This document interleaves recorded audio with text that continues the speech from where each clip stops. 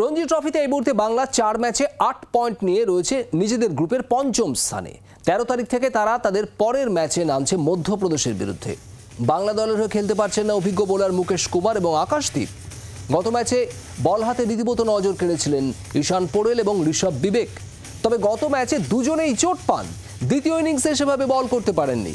মধ্যপ্রদেশের বিরুদ্ধে তারা খেলতে পারবেন কিনা তা নিয়ে রয়েছে সংশয়।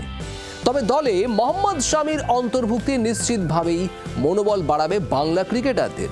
বাংলার কোচ লক্ষ্মীরতন শুক্লা বলছেন, কারা খেলবে সেটা নিয়ে সিদ্ধান্ত নেবে টিম ম্যানেজমেন্ট। দেখো, এটা পার্ট অফ দ্য গেম থাকে, ইনজুরি হতে থাকে, ইনজুরি কারো কন্ট্রোলে থাকে না। দুজনেই খুব ভালো বল করছে, ভালো রিদমে ছিল, বাট আনফর্চুনেটলি আমরা এই জন্য যতটা পয়েন্টের দিকে এখন এটা আমাদের একটু লস হয়েছে বিকজ অফ দেয়ার ইনজুরি। আর ওরা এখন রিকভারিতে আছে। যদি সেক্ষেত্রে ওরা খেলতে না পারেন, সেক্ষেত্রে কি বোলিংটা একটা চিন্তার কারণ হয়ে যাবে মধ্যপ্রদেশের এগেইনস্টে? আমাদের যারা টিমে আছে তারা সুযোগ পাবে। হ্যাঁ, আকাশ মুকেশ নেই, তাও তো টিম খেলছে, ভালো খেলছে, বলাররা ভালো করেছে। So we are very hopeful. আর আমি আশা করি সবাই যে সুযোগ পাবে সে ভালো করার চেষ্টা করবে।